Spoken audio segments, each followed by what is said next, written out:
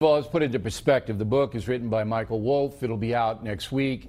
Bannon is quoted in the book. Bannon didn't write the book. Steve is a guy who shoots from the hip. He's a lot like Donald Trump in that regard. They say stuff all the time that may or may not be in perspective.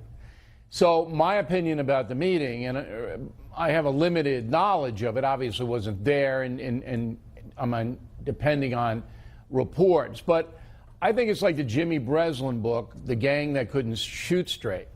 So Donald Trump Jr. takes a meeting with some Russian people. He's not really sure who they are.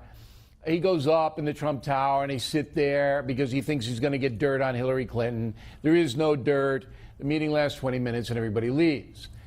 Is this a big felony? Not to me. As an American citizen, do I care? Not really. Every campaign does opposition research. Somebody says, hey, I have something on your opponent.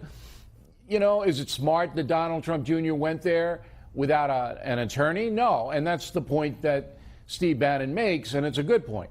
If you're going to meet with anybody, you don't really know who they are, bring an attorney. There's plenty of them in the campaign. Yeah. Have somebody sit there and document what's being said. Because today, accusations are headlines, headlines are convictions. That's the way it works today. So Bannon has a point that the meeting was dumb, but is it a felony or something like that? Not that I can see. But perhaps not treasonous, and you would say that this was perhaps the inexperience of Donald Trump Jr. working on this campaign that allowed him to take this meeting, which he probably shouldn't have taken. But the bigger issue here, I think, is this ongoing feud, or this feud that seemed to boil over between Bannon and Trump. Bannon, you know, no matter what Trump says in that statement, he did help deliver Trump a lot of his base, and he was, you know, you could argue that. But what do you think will become of this public feud between Trump and Bannon? I have no idea. I know Donald Trump very well. I don't know Steve Bannon.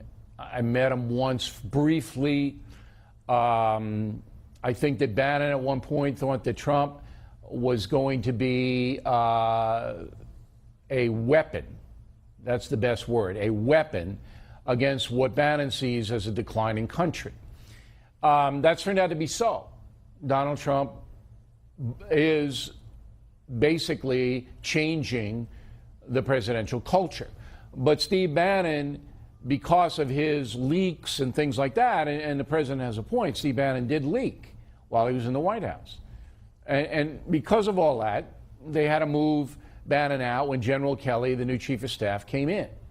So what's going to come of this? I think just sniping back and forth. I don't see it a bigger story than that. It's, you know, a headliner today, but there's a lot more important things going on than Steve Bannon versus Donald Trump.